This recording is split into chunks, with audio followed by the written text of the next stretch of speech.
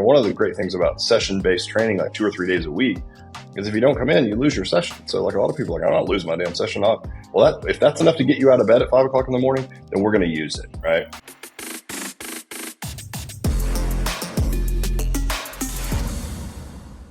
You're a dad, right? Yeah. Yep.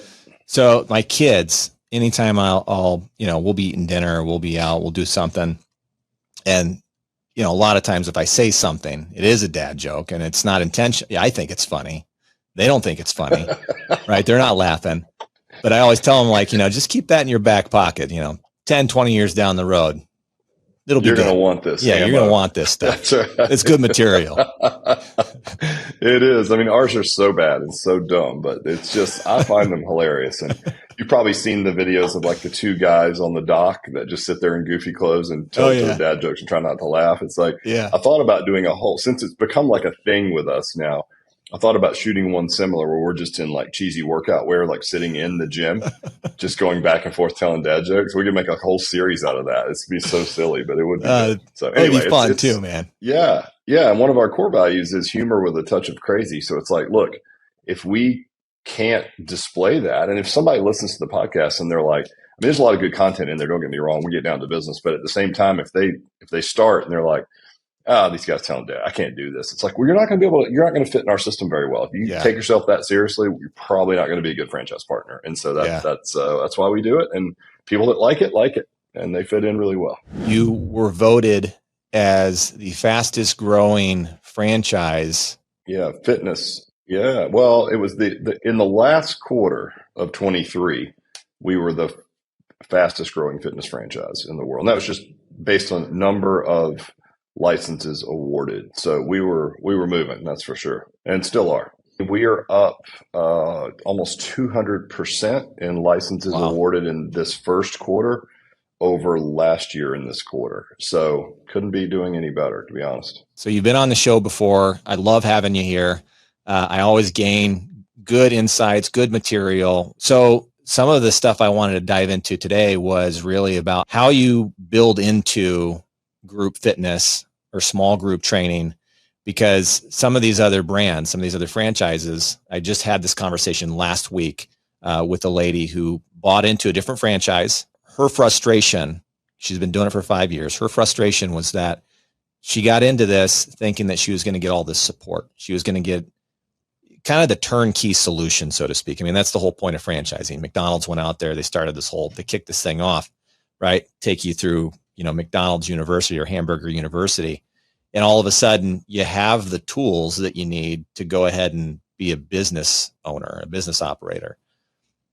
She was frustrated because she's been operating for 5 years and the tools that she was given was not what she really needed to do well. And so she had to go out and hire an outside business coach to help her grow her business. They're not a boutique. They aren't just offering one service. So how do you compete against that? And then how do you support your franchisees to compete against that? When we considered going to franchising, we were running a multi-service, multi-vertical business corporately. So we had everything, Michael, from one-on-one training to personal training in a small group, which has always been our special sauce and our line item of revenue that produced the most revenue of all, because it was a good value proposition for personal training. We did large groups like boot camp style, and we did virtual. So we had 4 different verticals of training. So when we looked at going to franchising, I knew from my experience in working with other large franchisors that it needed to be dead simple. So we really just looked at, we were in 2,500 door fronts, by the way, at the time, from India to Dubai, everywhere in between. So it's like, okay, where is there a real gap in the market? And do we have the right machine built to fit into that gap? And it turns out there was a gap for the customer avatar that would typically buy personal training, which we would describe that as sort of 45 to 65. Mm-hmm. Yes, we can go younger. Yes, we have older, but that's sort of the sweet spot. And so when you look at that customer avatar, people over 50 hold 70% of the nation's disposable income. Not a bad market to chase with a high-end service, right? So then it's like, all right, well, do we have the mechanisms built to service this crowd? And the answer was yes. I mean, we've been doing personal training since 1992.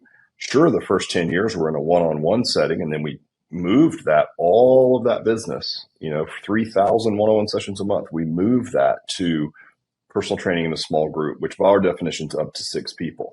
And we knew in franchising, scale alone makes things complicated. And so we need to keep it dead simple. So there's a gap in the market. We have the right machine built. We've been doing just small group personal training since the early 2000s. So 24, 23 years. Great. That's scalable and it's simple, meaning we can open a very small footprint, have very few clients paying more than you would in, say, a class-based model, and do really well. We can give people return on investment if they run the model right. And it was something that we knew really well. We had been working with that particular vertical with great success for a long period of time. We even opened a couple of pilot facilities corporately, tested the model, put people in there to run them with different levels of business acumen so we would know who we could actually sell it to, like who can actually run one of these, right? So we did a lot of work. I think it took us almost 30 years to even get to franchising. So it's not like we did it quickly. Right. So when you look at that, it's easy to defend. If you think about going into a crowded fitness market, which there's a lot of fitness in franchising, like food, there's a lot of food in franchising as well. And sometimes you get the impression when we first started where it was like, oh, another fitness franchise. But then when you really start to describe what we do and how we do it, and there's no one in the franchise space who's servicing it the way that we are yet. I'm sure based on our early success, we're going to have the Pepsi to our Coke, and that's fine, or we're ready. But not only, it needed to be dead simple, there was a gap in the market. All the things lined up, and it needed to be dead simple. So it needed to be just the one service, right? So we could just have one coach on the floor with up to 6 clients at any given time and still meet the brand promise of personal training. And then when you look at that customer avatar, that affected real estate choices and pricing modules and all the things that came with it that we had been doing at scale through both licensing and our corporately owned gyms for a long period of time. So yes, it's easy to differentiate. I'm happy to go into a crowded fitness market, and a really healthy model for us is 100, even 100 people in some markets up to 130, and a max is around 150. So it's like, okay, can we gobble up 130 people in these local markets that just don't have the right flavor for them, in the market? And the answer is yes, they're everywhere. They might be paying $200 an hour working out with a trainer in an Equinox, right, in that market. Or they might be doing a boot camp based model, but they've got a bum knee and they just can't run on the treadmill. So say an OTF isn't working for them anymore. So what did they do, right? And so we're confident that we can go into those markets and drum up 130 people. Our retention in our model, really does much better than the industry standard. So we can keep them. So you ramp and hold, which is nice. And then as far as support, this is going to sound silly because it's going to sound like a job interview where you're like, what would you say is one of your biggest downfalls? And they're like, well, I'm a perfectionist. I work too hard. It's kind of that kind of idea where you kind of chuckle like, okay, it's a canned answer. But it was similar with us. It's going to sound the same, where I would say early on we provided too much support. So we do everything from going into their local markets once we once we award them a franchise. We send real estate groups in to find their space. We help them negotiate the LOI. We then help negotiate the lease, and in there's like people in insurance reviewing the lease, attorneys reviewing the lease, all the things. So we're helping with all of that. And then we've got a pre-sale where we're coaching them pre-sale. And at the time, we even had a pre-sale hit team that you could hire that would do your phone sales during your pre-sale on your behalf, and all of these assets. No, and I'll tell you why. And I'm going to get to the long-winded point was I think we were providing so much support that it didn't really allow the franchisee to learn to make the sausage. So in other words, we would basically run the whole thing for you, and it would be almost like having a baby, not having to birth it. And then someone just like stands there and reaches out with both arms and like, here's the baby. And you're like, I don't know. I didn't do anything with it. Like, how did this even get here? Like, what do you mean now's the baby? I'm like, yeah, we don't run the whole business forever. Yeah. And I knew that we were providing in some ways, sounds silly, but too much support when we would get feedback like, hey, can't you guys send people over here to train our clients? I'm like, no, that's your business, right? Like we've built you the perfect bicycle. Now you have to get on the bicycle and pedal it, right? I think that's a good analogy. So I would say that we provide a ton of support. And I would say one of our downfalls early on was creating unrealistic expectations by providing too much support. I know it sounds silly. Again, it's like the job interview where I usually work too hard, and you're like, okay, whatever. Right. But really, I mean, if you ask me now, what was our biggest mistake? It was that we set crazy, unrealistic expectations because we did way too much for franchisees, and they loved it until it was time for them to take over. And we hadn't given them the skills or the right lenses or the things to do it because we were doing it all for them. Right. So I think there's a fine line between, I've talked to, as you have, Michael, you talk to a lot of people in the industry. You've been in it for a while. You know the space really well. You talk to some people and they're like, you mean you help people find real estate? I'm like, yeah, they don't do that for you. So, I mean, I'm shocked at sometimes the lack of support, but you can also, through our experience, provide too much support. So I think there's a fine line. There's a nice area in between there where the rubber meets the road where you need to hang out. So it's your business, but we're going to give you all the tools you need to be successful. As you know, I had a personal training business with a lot of locations. Our lifetime with a customer was usually around 6 months. I mean, we had some customers obviously stay longer. Some would be with us from the day that we started. They'd be there for 10 years. But majority of people, they were there for 6 months. So we knew the plateau point, right? We knew when we needed to have another lift. And we had the same thing with our coaches, right? Because that's the balance. You can have the process, you can have the product, you can have all those systems in place, and obviously you've been able to replicate it and it's great. But then you get into people, and that's the challenge. So for us, we knew that we would have that 6 month period and then we had to have a lift, but we also knew that our trainers, the coaches that were working with these clients, they'd last maybe 18, which was actually pretty high. We had an 18-month window for coaches. I think in the industry, it's like 6 to 9 months. First of all, what is that lifespan for a client? So those listening, they go, okay, now I know what I'm getting into. We often talk about the average lifespan of a customer in our corporate facilities is 3 years, so 36 months. Now, if you look at our franchise, it's a bit early innings to tell. We opened our first club during COVID in 2020, and they've maintained around 96% retention. Wow. So they're only churning out 4% a month. And of 130 people, that's great. Not a lot of people each month. Yeah. So yeah, your marketing spend is nil at that point. Some of our other franchisees have turned out more than that, maybe operationally if they struggle, to get the right people in the right seats. As you know, that you just mentioned, that's the key.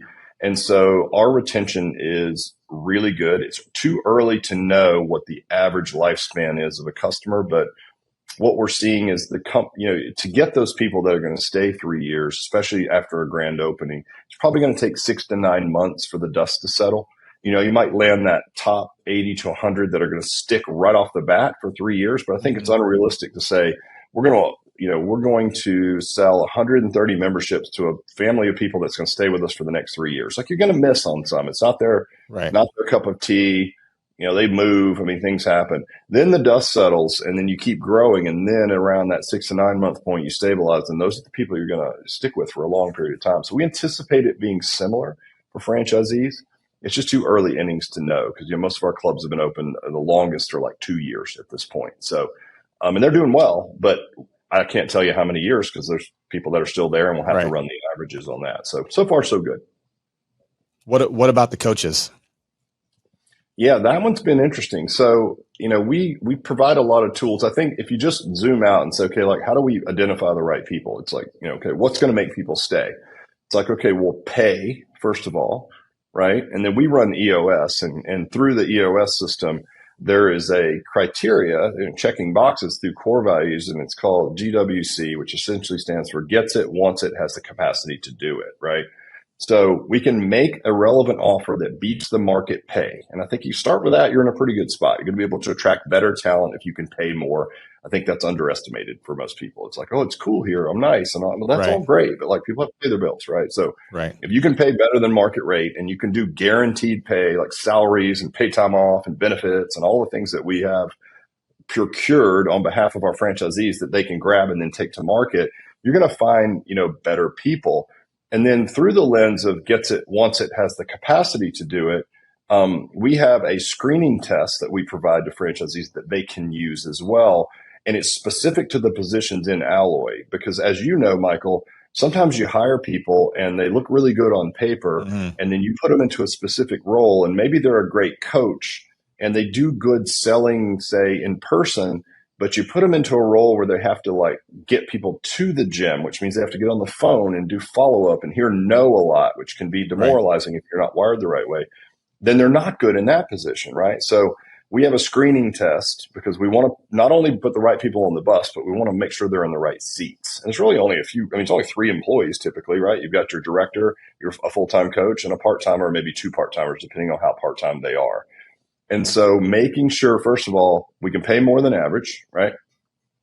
And they actually have capacity to do the job, because obviously it doesn't take much to understand how, if they couldn't do the job and you were holding them accountable to something they weren't hardwired to do, it's going to be an uphill battle and you're going to lose them. So if you do those 2 things, retention has been pretty good. So, again, it's all leadership. Boy, when we get on these calls for potential franchisees, first question I ask them, we have something called a founders call, which is the gatekeeping call to get to what we call discovery day, which is the last sort of double vetting, event in the process of awarding a franchise.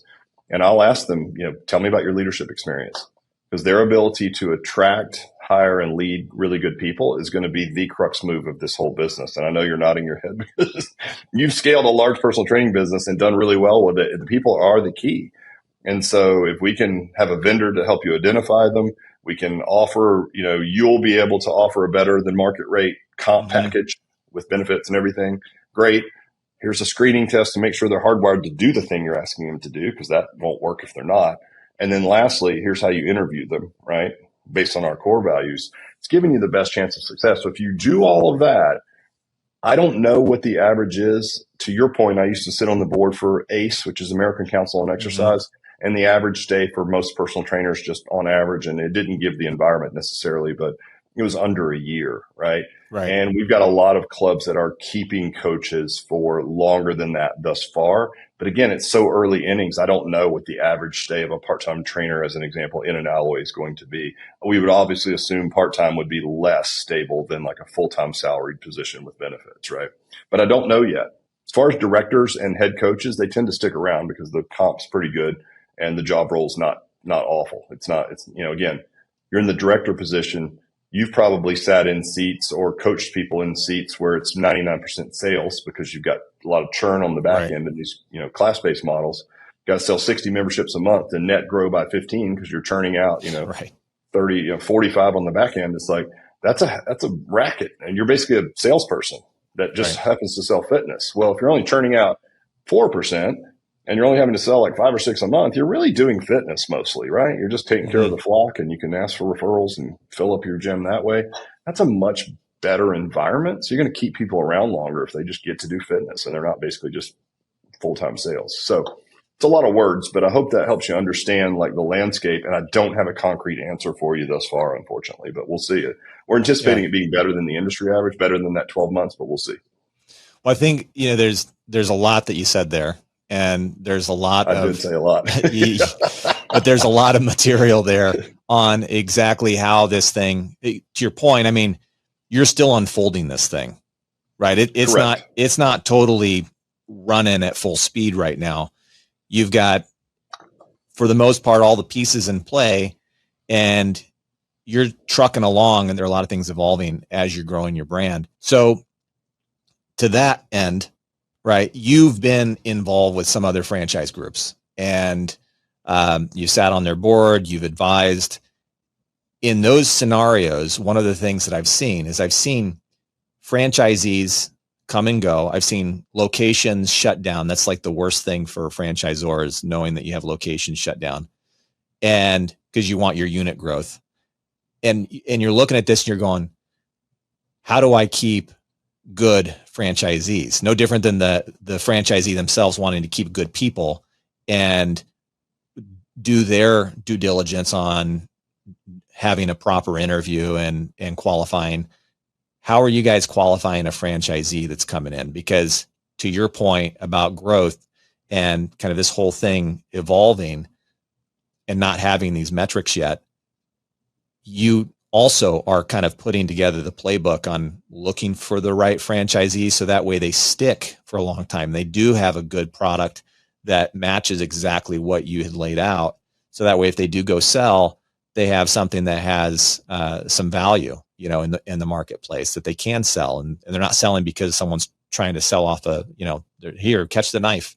You want to be in a position where they're going, this is a great product, and it evolves into that new franchisee wanting to purchase more territory rights or more locations. So what are you guys doing to mitigate that? Because I know that there are groups, and I know you've been involved in some of them, and maybe that wasn't on the front end. Maybe they didn't have that stuff figured out early. Your 30-year tenure of watching this thing evolve has probably led to some of that mitigation, right? Where you're going, well, maybe we won't do it this way. We'll do it this way. So what are you guys doing today to vet the right franchisee? Yeah. So one of the things we did early on, I think maybe the first 25 or so, locations were awarded by me personally. And then we signed on with what's called an FSO. Now that's just an acronym for a franchise sales organization. So basically it's a company that gives you bandwidth in the sales department. And they run a really tight sales process. So there is a lot to do to get to the final stage, which for us is Discovery Day, where we meet face to face, right?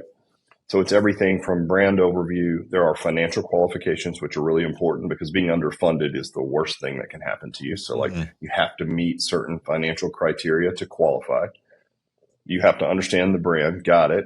Go through unit economics, go through validation with other franchisees, go through marketing and ops. So you're going through probably 6 weeks of sales to get to that founders call that I talked about, where I meet with them, which is the gatekeeping call to get to, again, franchise discovery day, which is the last step in the process. And so when you're running a tight 6-week process, if any time in that process someone is not following process and they're missing appointments or they're showing up late, they will be washed out of the sales process. And so our sales team, though they want to sell, that's what they're there to do. Right. They have a lot of integrity, and they run, and salespeople sell, right?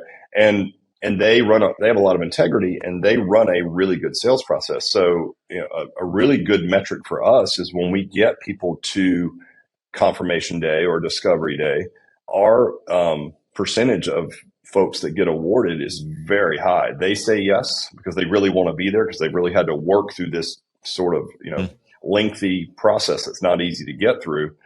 And then, we want them to be there because, typically that means really good quality candidates are showing up to that day that we get to meet in person.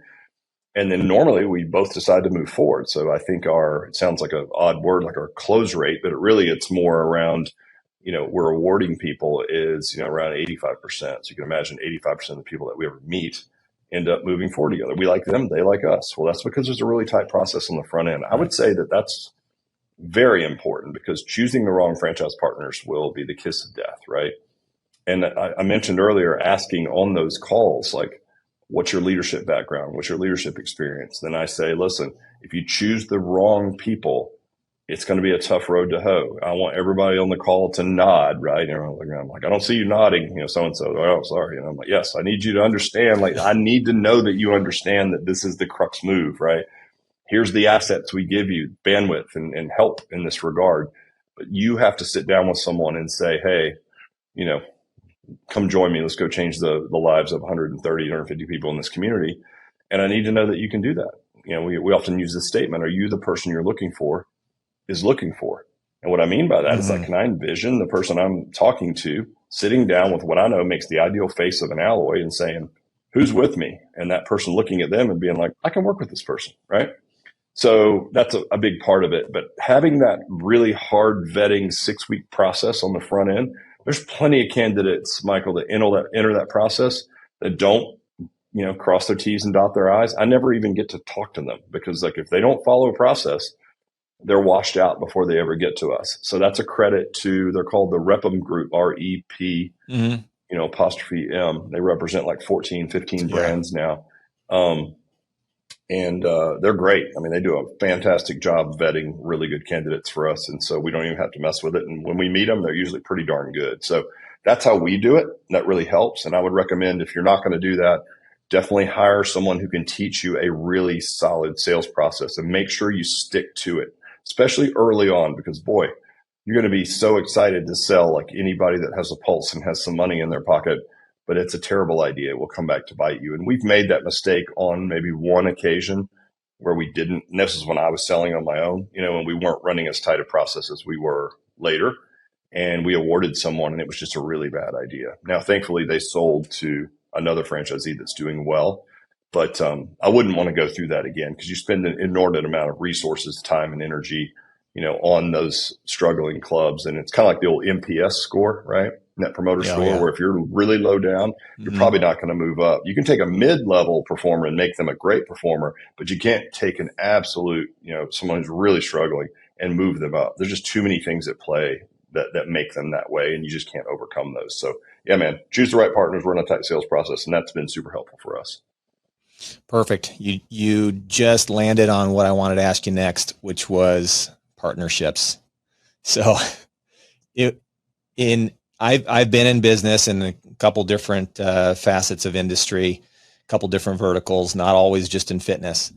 And I've had some really great business partners, and I've had some really bad business partners, and not just bad in the way, because it's like a marriage. I mean, you're going to be spending time with these people, and you go through this process. Now, there's two components to this. One is the business partners on the alloy side, like at the franchisor level, right? Because you're in partnership can mean a lot of different things. It could be you actually having partial ownership, or them having partial ownership of the company or a subsection of the company.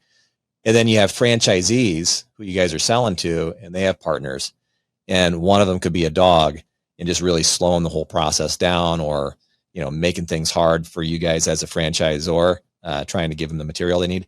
So how do you guys approach that as an organization internally? Do you have any partners? Have you worked with partners in the past where maybe you had to have an exit, or how do you plan for that? How do you have the right structure in place so that way it's clear and you don't run into, a brick wall and go, well, that's not what I meant. What I meant was this. Right. This is what we talked about. Now you're saying something different, right? So how do you mitigate that? I've had the same business partner. She's a 20% owner in the overreaching enterprise. I've had her as a partner for 15 or so years, back from when we were licensing only. And she's my partner now. And so we're lucky enough to have been well enough funded going into this, where we did not have to look for friends and family round or VC money or something to start. Because if you do, it's all fine and dandy. And if you want to start out that way, and a lot of folks start out with mostly VC money and they're very well funded, and that can really help you grow. But if you do that, you have so little leverage early on, you're diluting yourself massively to take on an equity partner when you don't really have anything yet, right? So here's some interesting stats. So, if you get to 50 locations open, which we'll be at next month, you're in the top 15% of all franchises. And if you get 100 open, you're in the top 2%. We'll be at 100 open by like late fall, right? So wow. A lot of activity. So that puts us in the top 2%. If you get to that point and you don't have any friends and family rounds or any VC, money early on, you're a literal unicorn. So it looks like, all indications are we'll get there, which is awesome.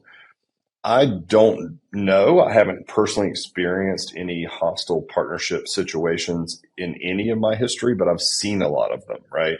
Now, I'll tell you what. So that's on the franchisor side. That's on our side. It's just one partner. We've worked together forever, and things are great. And so that's been nice, clean, simple. Now, for the franchisee standpoint, if we get people that come to the table and there are more than two partners, we normally say no, first of all. And then if we are going to approve it, we meet with that group and we need to see a detailed operating agreement, and we need commitments from who on who's doing what.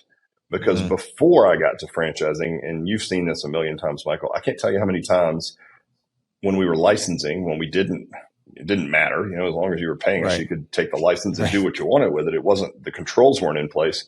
People would come to us and they have like 4 guys that are going to open the gym. They're going to be equal partners, 25% each. And I would say, this is a terrible idea. Who's going to do what? And what if that guy doesn't do his job? What are you guys going to do? What's the buyout clause, right? It's just so many things. Like, what if there's a margin call and everybody has to put more money in? Does somebody get diluted? Like, and they're like, normally they hadn't thought of it. It's just 4 guys. They don't have the answer yet. Open a gym. Yeah. Yeah, they don't have the answer. I'm like, you guys better get with an attorney and nail down a airtight operating agreement. This looks like a nightmare. And, a lot of the times they're like, oh, no, man, we're all good friends. It's going to be great. And then they move forward and then they all end up hating each other and not even friends Yeah. anymore. I'm like, I told you guys not to do that. So I would say on the franchisee side, having seen it happen so many times, we're very leery of it. We don't even allow it unless it is airtight operating agreement. We're really clear about who's doing what. And typically, Michael, that will come in the form of like, there's an operating partner who's going to actually run the thing. And then there's an investment partner who's just investing the money, but doesn't want to invest the time to run the business. And I don't mean like being in there servicing revenue. I mean, just the person responsible for the business, meaning they're going to hold the managers and the trainers accountable, and they're responsible for the investment essentially. That we're fine with. But if you start adding a third, fourth person, like what are they even doing, right? And they all want to like put their hands in the pie. It's like, nah, that's going to get complicated, and that will hurt everyone, including us. Are you guys doing franchises outside of the U.S. right now? Are you guys doing like master franchise deals in different countries? Canada? We're not. South America? We've had people. No, not yet. Now we've done a lot of work in those other markets with licensing, so we have master franchise relationships, and we've had people that have reached out. It's just too early. There's so much runway left in the lower 48. Our goal is 800 locations by 2030, and by all indications, based on our current pace, we will get there much quicker. Mm-hmm. So that's going well. So why create any distraction from that? Now, I'm sure I'll be singing a different tune when we get another couple of years down the road and the flywheel's moving and, we've got 100, 200 locations open. Right. Sure. And obviously the obvious ones, you go to Canada, you get any English speaking countries, easy. We've got great contacts in Australia and New Zealand. So we've been contacted by those people already. It's just too early. So they're on our radar, but right now there's just too much work to be done right here in the lower 48 states. Okay. And then the last question really is about the structure of your group, your small group. You call it small group, right? You don't call it semi-private. Yeah. And it's nuance. And I think if you wanted to smell, feel, look like personal training, the nuance matters, right? Like we have t-shirts that say class. It's got a big circle around it with a slash through it, because like we jokingly corporately call that the C word. Like do not use the word class, because class has a pricing and a service anchor that goes with it that we don't want to be associated with. We want to be associated with personal training, even in a one-on-one setting. We just want to be a better value proposition and more fun and accountability by being in a small group of people. But that's what we want to communicate. So it's definitely nuanced, right? So with that, when you launch, okay, so you launch your semi-private or small group. When you're doing this, do you guys have a set number of groups or time blocks that you guys launch with? So it's like, we got a 5:30 or we got a 6 a.m. and then we've got another 7 a.m. and we don't do anything for a while. And then we've got a 11 or 12. How do you pick the right times? I'm assuming at this point, like, boom, these are the times that are the busiest. Yeah. And so I'll back you right into the model, actually. So, a lot of people ask, how did you come up with that number 130, right? As like an ideal number. I'm like, well, it makes sense, like financially, obviously, but also you look at a moderate amount of hours. So again, this isn't like, we're not Chick-fil-A. You can be open on Sundays if you want. We just caution people not to create too much of an expense model. If how I remember clients are like, if you were on Sunday, I'd come in a fourth time or a third time. They don't. So it's like, just be careful, right? With the person that wants you to open at 4 a.m. And if you did, they'd come in, 3 times a week, and then they're not. And so our base hours that we built the model on are 6 to noon in the morning. You close down in the afternoon and you come back and go 4 to 8 at night. So it's 2 shifts, right? That total hours is 10 hours. We do that, say, Monday through Friday. That's 50 hours. And then Saturday from 7 a.m. until noon. And that's it. So it's 55 hours a week. And then you take 55 hours a week. We can train up to 6 people per hour. We know that, everybody wants to build their pro forma based on an ideal situation where every session's booked with 6 people. And it's like, it doesn't work that way. It just never does, right? So let's base it on best case scenario, which would be 5 out of 6 of the sessions booked. So 83% roughly of the session times are booked, which means 5 out of 6 on average, that's great. That's really so great. If you did that, you took 55 hours, 83% like show rate, or saturation rate of the hours. Then you back your way into like, okay, we split the memberships about 50-50 across our brand between 2 days a week and 3 days a week. Two's enough, three's better. That's the idea, right? Mm-hmm. Then it's like, okay, well, that puts us at about 130 members, give or take. And that's a little bit more, but then we're even more conservative with that. That's how we come up with the 130 number. So there's certainly levers you can pull, Michael, that you understand. It's like we could be open at noon, and that gives us another Right. hour. You could be open longer on a Saturday, open on a Sunday. We just caution people against that. They can certainly choose to do so, but it's like, look, again, don't jump through hoops. Everyone says they'll come in early. Like if you open at 5, would you have a lot more members than you do now? And then you have to remember that that means now instead of some coach in your club or your director getting up at 4:30, to get to the gym and by 5:30 to do the pre-shift rituals and things that we have, systemized in place. They're getting up at 3:30. Well, that's a whole different deal. Like 3:30 in the morning is like middle of the night. Like Yeah. it's a weird dynamic. So you really have to think about the operational constraints for your team as well. And so that's why we built it on very conservative hours that are very doable. And it's nice, for the manager or the director, we call them, to manage those hours and to cover some Saturday shifts. And I mean, that's what it's based on, if that makes sense. And so that's how we backed our way into that number. And what I forgot to mention earlier when I was saying don't use the C word is, we don't call it semi-private. We use that term early on, but people didn't fully understand that. And then we were calling it small group personal training. But as you've probably seen, there's a lot of people that use small group training and then, they don't have personal in there, but like they'll use small group training. There's 20 people in there. Right. So it's like that gets confused. So we're always saying, look, it's personal training. And almost as a side note, in a small group. Again, we talk about the nuanced language around it and how we think about it. But like first and foremost, it's personal training, but we service it in a small group instead of small group training, which can be used a term for like anything. You can go to Lifetime Fitness and take small group training. There's 30 people in there. I'm like, okay. Right. I mean, what's a small group, right? It's a relative term. Right. Yeah. It depends on how many total people are there. And that brings me to the, a lot of these gyms, the way they operate, right? I've had gyms of my own, and your goal is to get as many members as you can, knowing that a small percentage of them are actually going to use the facility and beat your equipment up. And if you had everybody show up, you'd be replacing your equipment every year, maybe sooner. So your focus is to get 130 members and have all 130 members training on a regular basis. Are you going to have 200 people sign up and there's a percentage of them? Is there a percentage of them that just don't show? They pay, but they're not coming. There is. It's a lot smaller, as you can imagine. You'll have some low usage and not many non-usage because the price threshold, and this is a good thing. Like this is the psychology of pricing, right? Where if I'm paying you $400 a month, I'm probably going to show up for that workout. If I'm paying you, 9 up to 30, maybe $50 a month, like depending on who you are and what your financial, situation is, I might leave that out there for a while, and it's not going to bother me a bit if I don't show up. It's like, whatever, Right. I just feel good that I've got a membership and I can tell myself that come Monday I might start working out. Yeah. Right? It's worth that. It's worth the lie I can tell myself every week, or the hope. But for us, it's enough of a disturbance to get people to use it. And I think that's a good thing through the lens of accountability, which is what a big part of what a personal trainer does. Mm-hmm. I can distinctly remember a conversation around that, where we had a member. At one point, we made a mistake like 15 years ago, and we were offering an unlimited membership for small group personal training, which made it easy to sell, but like either somebody would actually take advantage of that and start coming in every day, which we would not recommend just physiologically, or, they would buy it and then there was no accountability, right? There was no there was a carrot, which was come in and get in shape, but there was no stick, meaning one of the great things about session-based training, like 2 or 3 days a week, is if you don't come in, you lose your session. So like a lot of people are like, I'm not losing my damn session off. Well, if that's enough to get you out of bed at 5 o'clock in the morning, then we're going to use it, right?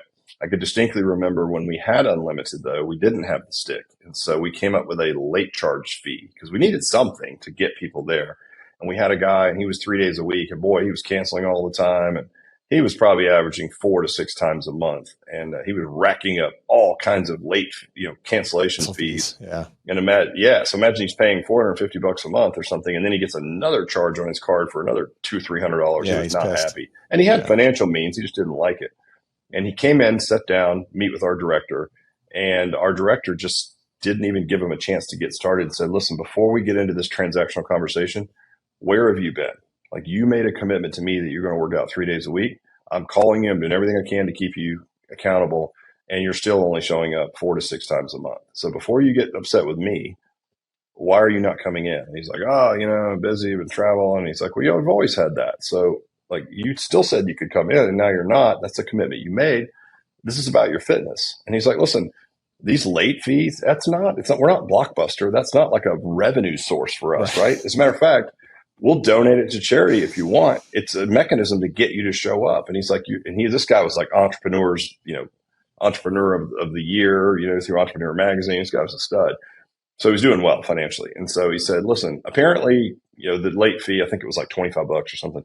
That's not enough to get you out of bed. So why don't you tell me, write down on this piece of paper, how much I need to charge you so that you would wake up no matter what and get here?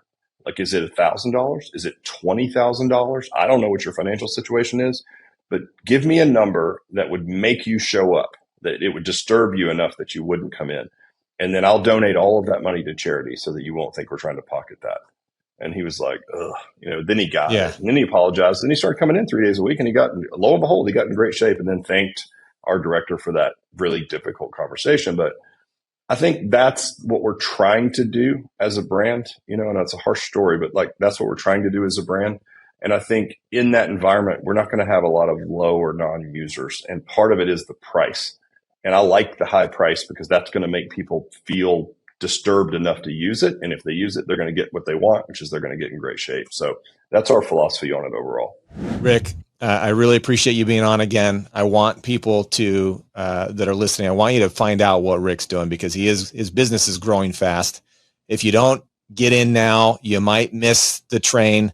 Okay. Because there's opportunities right now for you to get in, probably at a lower price as a franchisor as a franchisee, as this thing starts to take off. Because I know from experience working with some of these franchise groups, as demand increases, naturally the price has to go up, because they've got to weed out some of those non-performers that are wanting to get in. So, take a look at what he's doing. If you're thinking about running your own program, there's a reason why he's put all this stuff together. As he spent 30 years, you spent 30 plus years actually working on this, Rick, and you have the systems in place. You can go out and do the same thing, but just, take the credit that he's already put together and put this stuff together for you and take a look at it. Rick, I really appreciate you being on again today.